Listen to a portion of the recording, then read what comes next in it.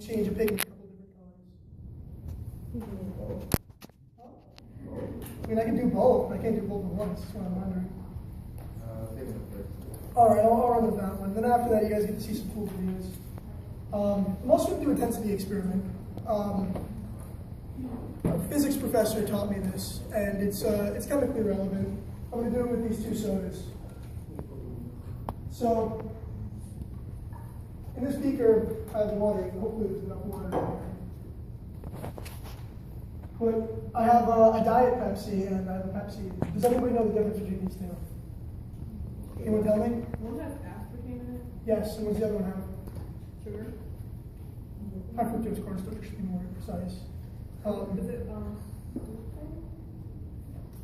High fructose corn syrup. high fructose corn syrup?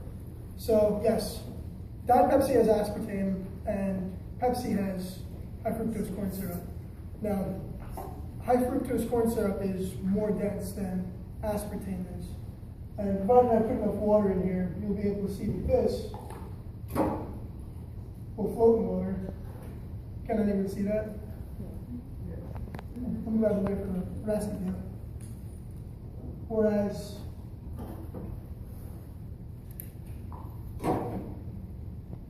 the Pepsi will sink with the high fructose corn syrup. Now this was brought to me as physics demonstration originally, but it's chemically relevant due to the molecules they use causing the densities. I thought that would be cool. But mainly what I'm trying to do here today is some pH chemistry. And I imagine all of you wondering, why the heck have I been using this red cabbage and running in and out of here and doing a bunch of weird stuff? So let me explain it to you, if I may. Sony, could you pull the slide?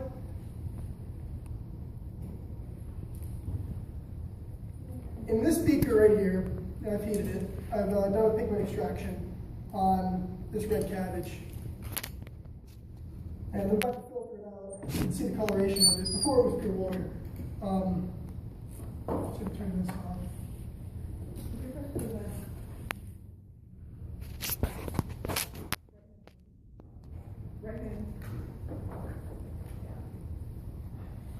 So today's theme is biology. The biology is chemically relevant. And an experiment I like to do is a pH extraction or a pigment extraction of red cabbage. Now, I'm not sure if any of you have seen or eaten regular cabbage or even red cabbage, but this is definitely an interesting coloration I found. And I wondered, why is this different than regular cabbage? And I did a bit of research and I found out it's because of the compound, and that compound is called anthocyanin. And it's in beets too. They do an experiment with it in the Bio 1 lab for your bio majors or anybody taking bio classes. But the point of the matter is, you can extract pigments from nature. You can take pigments out of anything you see, any color you see in nature. It's something I'm working on right now. Otherwise, though, this is a nice experiment I can do. It's very visual, and you can see a lot of color changes because I just have to do this. First thing I'm going to do is I'm going to try to carefully siphon this out.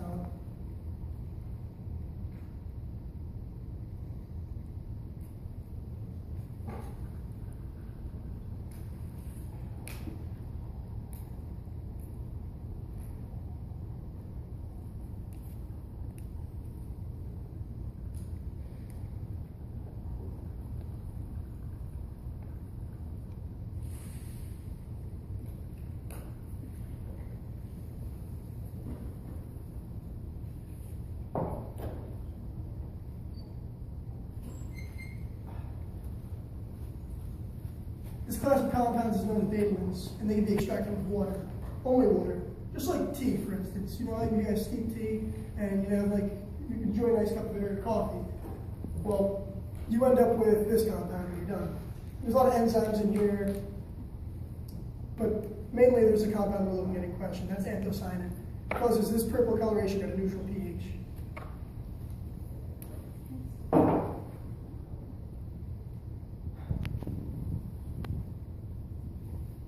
So what I'm going to do is I'm going to disperse it between all of these beakers we have here. And I'm going to ask a couple of you to come up, whoever wants to, of course. You're going to pour a couple different things in them. And you're going to find out why they change color. Another example I'd like to bring to you. So this was a cold extraction, and this was a hot extraction. If you can notice, if you pass the cabbage, this is still clear. This has coloration to it. Something we study in chemistry and something that's just general knowledge. Heat causes reactions to happen faster. That's one of the reasons why I was able to extract this with heat.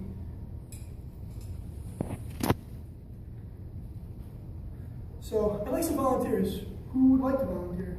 It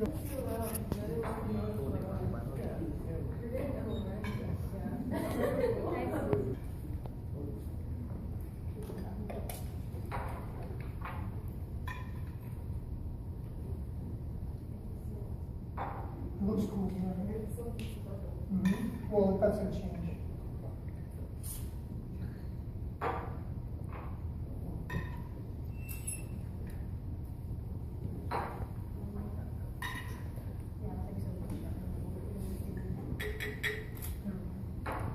All right, can everyone see these? I hope so. All right, so in an experiment, you're always supposed to have a control. This middle one's going to be our control, exhibiting a neutral pH of 7. And we're going to alter the pH of just about every one of these. First, let's get basic. Who wants to do it? All right, so what we have here is Windex. This contains household ammonia. Ammonia is a basic compound, highly basic, roughly at a pH of 11. And you're going to see a distinct color change with this. I'm not going to tell you which one, but you'll notice.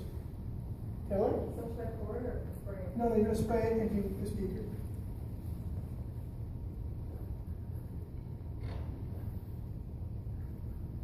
For 1 second.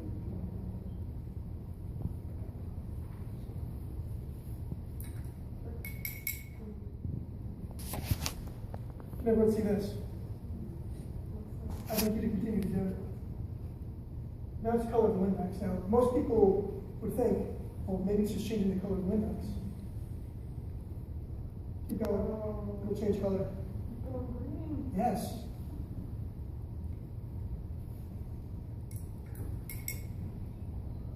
This isn't the color of Windex. For any of you who think it would be. As you continue.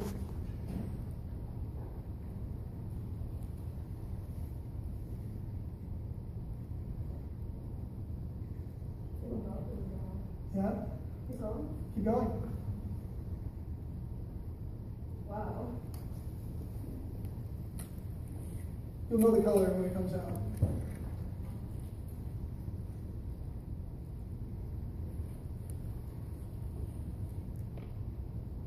Almost there. Now, let's work on the acidic spectrum while she's doing that. Yes, you. What's your name? Mine's out. All right, so this is apple cider vinegar. This has a pH of around 2 to 3. Actually, I'm going to say 2. Can you go any further? It's supposed to change yellow. So this is acetic acid. A weak acid, in the chemical world. I'd like you to take a capful of this and pour it into this beaker here. Yes.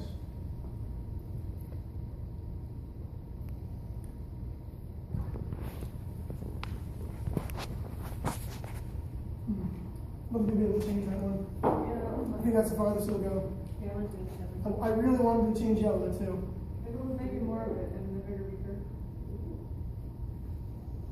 So should I put it over there?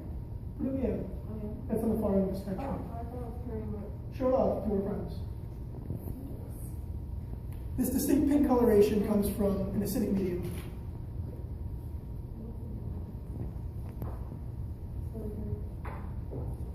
We can pour shots in. Yep.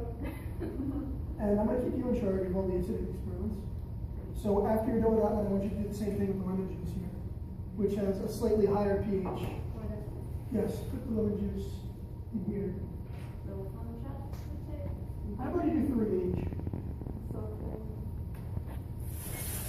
No, for our other friend here. What's your name? Jordan. Is that good? Jordan. Jordan. Alex.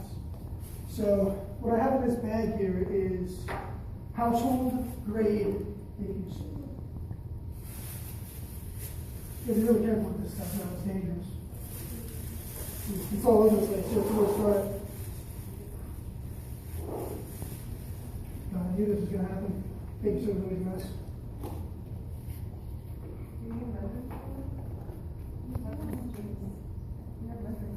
That would work perfect. Right? So, I'll get salt on it. Let me use this spoon. And with said spoon, I'd like you to put 1 spoonful of that baking soda in that beaker.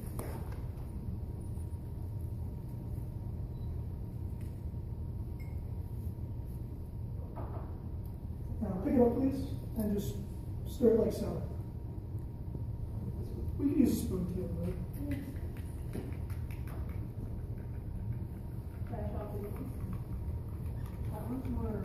You're right.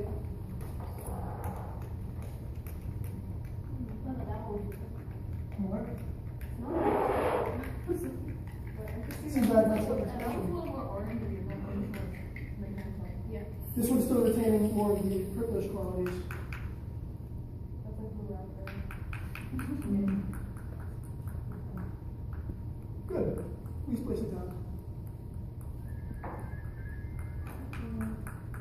Where's your tongue? Yeah.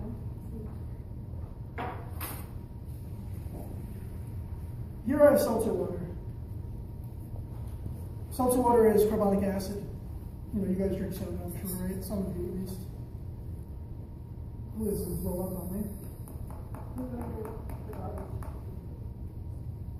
think it'll be okay.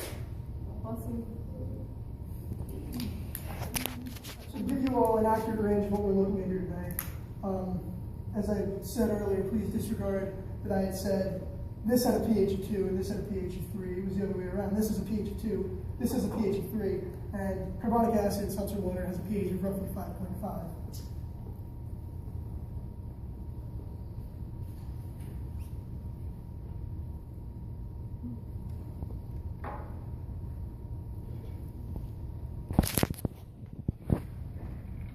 Now, it seems as if I have absolutely no purpose for the beaker I have here. But that would be a lot. There's an entire range of pHs you've seen here. At a neutral pH, the compound in question, anthocyanin, exhibits this purple coloration. We have a gradient here. We have a way to test pH simply because of this molecule. From pH of 2, 3, 5.5, 7, 8, and on the farther end of the spectrum, this is around 10. And if my goal had been here today was to get this to yellow, which exhibits a pH of 11 or higher. Unfortunately, I can't do that. I guess this stuff isn't strong enough. Yeah, I need higher. Now, you've seen the active pH experiment, but you want to even know what pH is? Anyone tell me? Is anyone taking chemistry?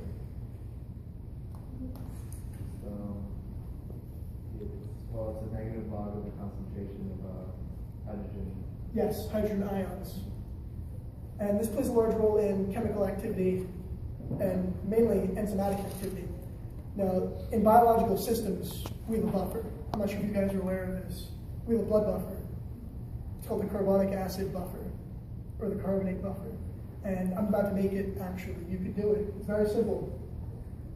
So, the chemical composition of... Excuse me. Yes. What is a buffer? Oh, I'm glad you asked, actually. I would let out of this. A buffer is a system, a chemical system, which attempts to maintain a certain pH range. And thank you, Dave, for reminding me. For those of you unaware, we have a buffer to keep us alive. Now, this buffer, we need it so we can digest food or our enzymes act properly. You need to live. That's what I'm getting at. pH is a major factor. It's why we could drink a glass of orange juice and not die because it's too acidic. Or, you know, you guys can stomach basic foods. our blood is roughly between pH range of 7.35 and 7.45. And that's all due to, well, it's a multiple buffer system, but the buffer system I can make for you today is quite simple. It's between carbonic acid and the carbonate ion that we have here. And unfortunately, the chemical department we have here wouldn't allow me the harsher chemicals I need to stress the system how I'd like to.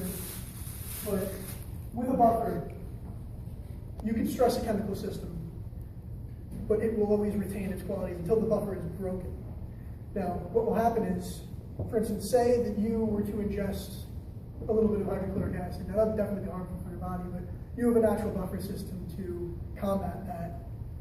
We produce hydrochloric acid, it's in our stomachs. We have roughly 0.1 molar. But right now, I'm going to make a buffer, and I'm going to try to stress the buffer to show you how it works, to show you it's going to retain its qualities. All right, we can put that in.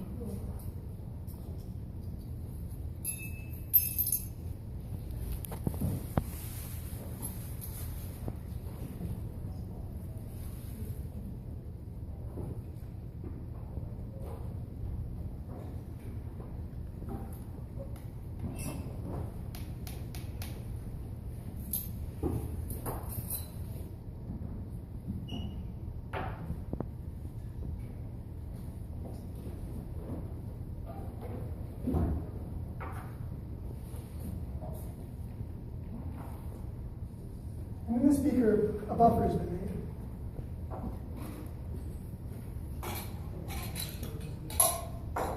Which I will transfer to a larger one so you can see its effects.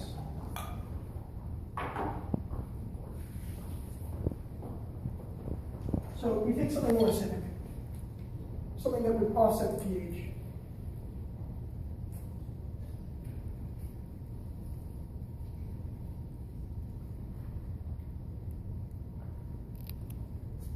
It has to offset the pH as much as it has in any other instance here. It still retains its qualities. Coloration is still there, the same pH range is still there, and that is the point of the buffer, as Dave thankfully mentioned to us. But that is the gist of this experiment, to show you what purpose it is, to know what pH does. And I thought it'd be nice for you guys to see how the color changes. It's very visual, so that concludes this.